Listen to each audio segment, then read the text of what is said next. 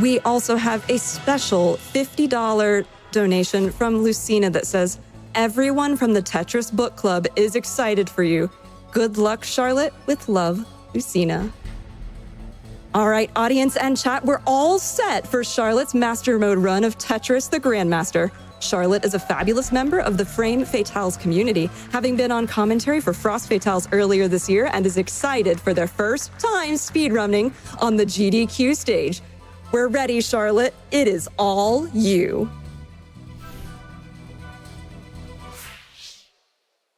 Hello, everybody.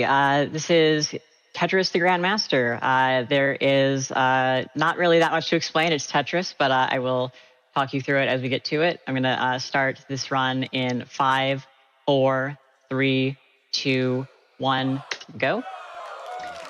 So Tetris the Grandmaster is a Japanese arcade version of Tetris. It came out in the 90s.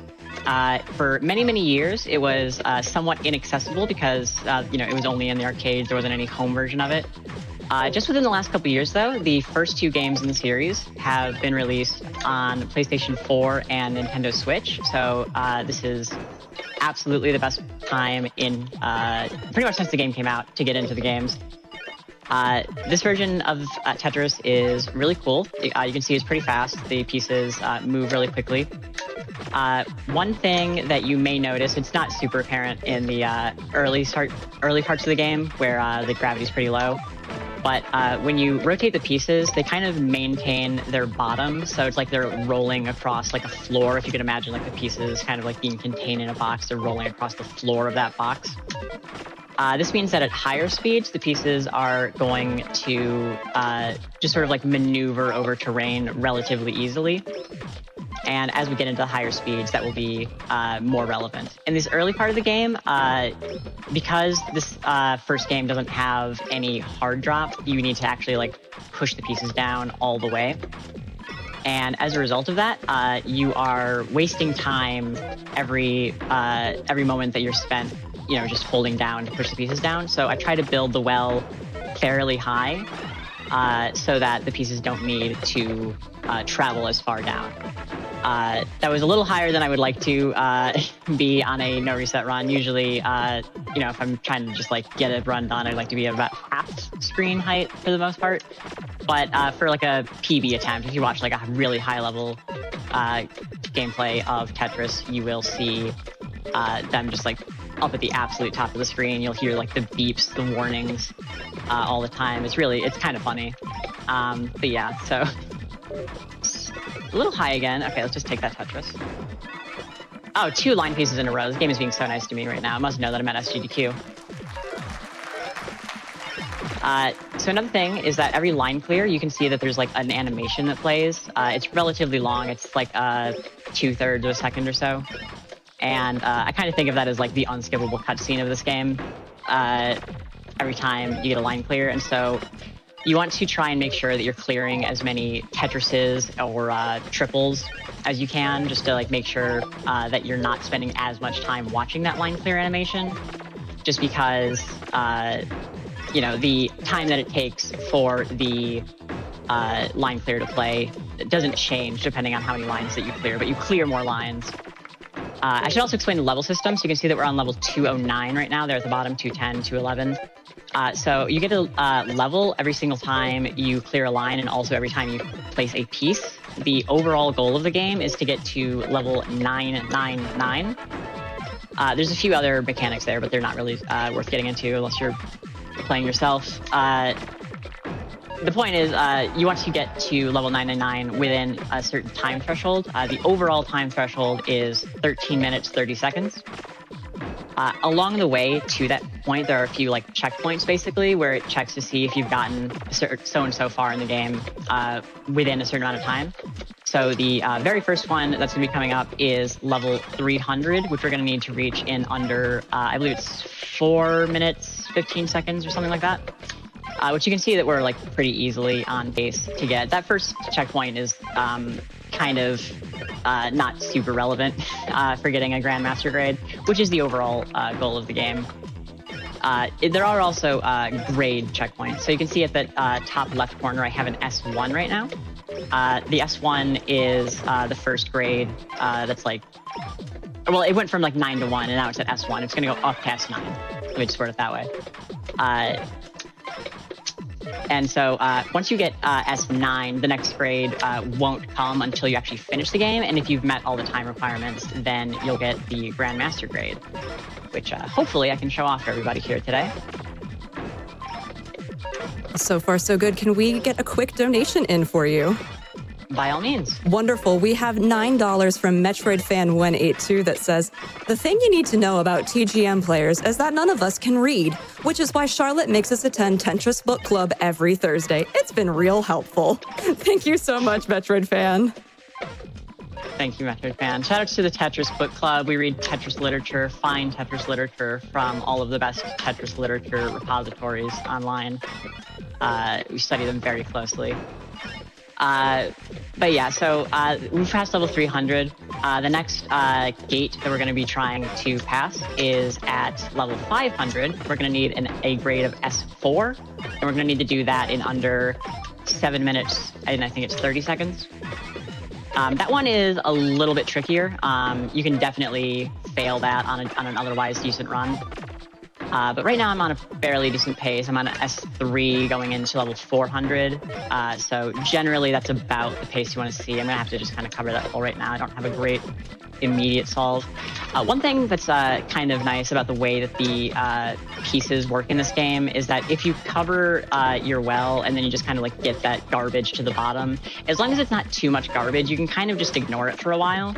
Because the amount of time that it would take to like clear those lines, just going out of your way to clear lines and like not stacking would sort of cost you a lot of time.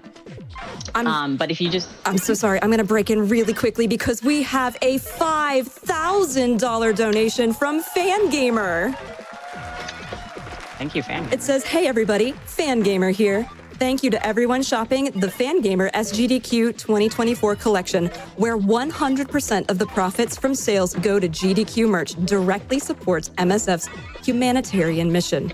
Your purchases makes these donations possible. We'll be taking orders through the end of the event. Check out the full lineup at fangamer.com/GDQ. Thank you so much, Fangamer. Okay, the line piece came. Oh, no. All right, so bit of a situation right now, but we have made the grade requirement for level 500, as well as the time requirement. So we are still on GM pace, so this is a bit of a rough situation. If you have more donations right now, I'm going to try and focus up.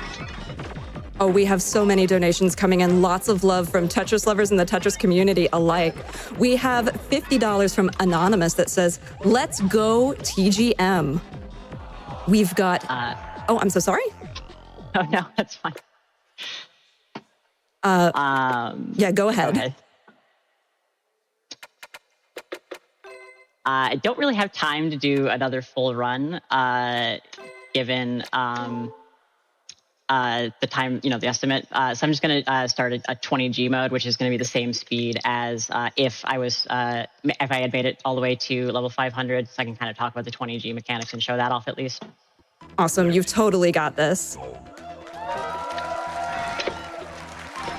right. So 20G, if you make it to the whole, make it through the whole game, that was a bit embarrassing, but the rules kind of fundamentally change. So 20G is referring to 20 times standard gravity, basically. And so 1G would be when the pieces are falling 1 row per frame. And so 20G is 20 rows per frame. And for the eagle eye, you'll count that there are 20 rows on the board. So the pieces basically just spawn at the bottom. And so there's a few things that are different about this. The main thing, obviously, is that you're not going to be able to just maneuver the pieces willy-nilly wherever you want super easily. And the big result of that is that you need to be more concerned about the physicality of the pieces. So because the pieces don't go up, they only go down in TGM, you need to make sure that you have a stack that's kind of pyramid shaped. So you want the middle to be the highest point. That way you can sort of slide the pieces down either to the left or to the right, and be able to get it to wherever it needs to go. You have time for a quick donation? Please do. We have $20 from Manager that says, "This is Manny from the Dread community. You've got this, Charlotte. Line 'em up Grandmaster style. You're doing it so fabulously." We also have $25 from Lurker Spine that says, "It's always amazing to watch top-level Tetris. Good luck, Grandmaster." Thank you so much. Thank you so much for those donations. Yeah, shout outs to the Metroid Dread community. That's sort of the place where I started Tetris Book Club. They've been really supportive, and there's weirdly for this unrelated game, there's a very strong Tetris community there. So if you want a strong Tetris community, maybe think about Metroid Dread.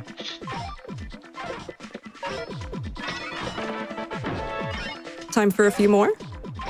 Yeah, please do. Wonderful. Well, real quick, I wanted to give you an update on that 4-player Lunar Red Dark House incentive. We're already up to $3,976 of the $15,000 needed. That's 26% of the way there for that extra part of Rabbit and Steel, and we definitely want to see that.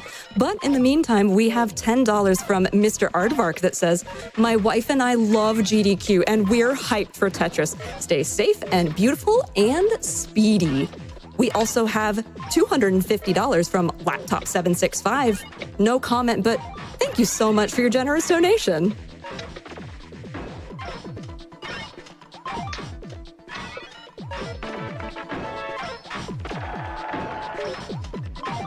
We've got $10 from Poetics that says, "I cannot believe the amount of skill required to speedrun Tetris while giving such deep commentary. Keep it up." Charlotte, this commentary is fantastic. Thank you for explaining all of it. Oh, yeah, of course. Thank you. I appreciate that a lot. So some other mechanics that are interesting about Tetris to Grandmaster specifically. There's a system called IRS, where effectively you can initially rotate the piece. That's what IRS stands for, Initial Rotate System. So if you just hold the rotate button as the piece spawns in, it'll already be rotated, which sounds a little bit useless until you think about the fact that the physicality of the pieces matters so much at 20G. So sometimes, the piece's default spawn location, because in this game the pieces spawn like pointy side down, the default spawn location would kind of get stuck on the terrain in a way that wouldn't allow you to maneuver the piece in a way that you would want to. But if you had the piece rotated already on the first frame, then you'll be able to get it into places that otherwise would be impossible. And it's little things like that that I think make this version of Tetris really special. It's just like everything was really crafted around the idea of like going fast and like really being careful about how you stack clean and fast.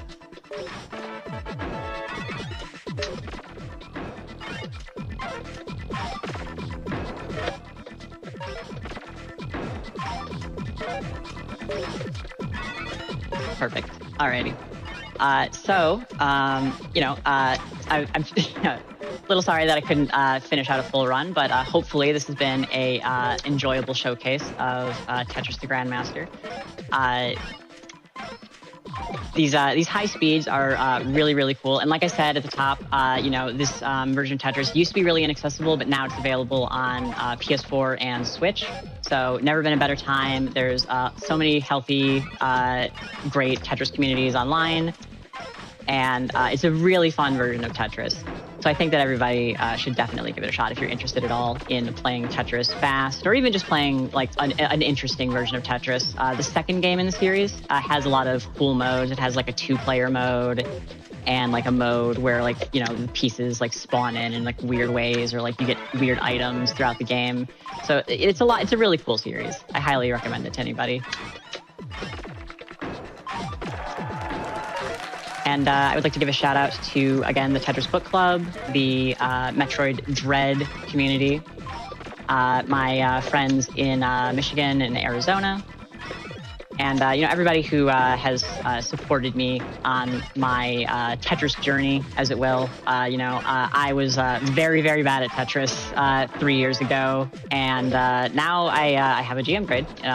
So shout outs to my wife, shout outs to my girlfriend, shout outs to all my friends. Been very helpful.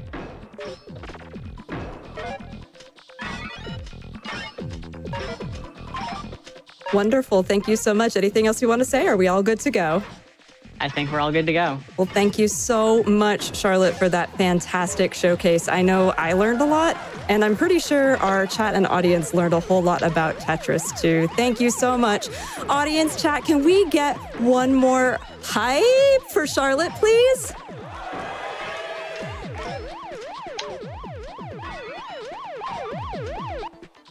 All right. Thank you so much. Wonderful. All right. Thank you, everybody, so much. That was so much fun to get to see. Charlotte was incredible, and I'm so glad that we got to see that. Very quick update on the incentive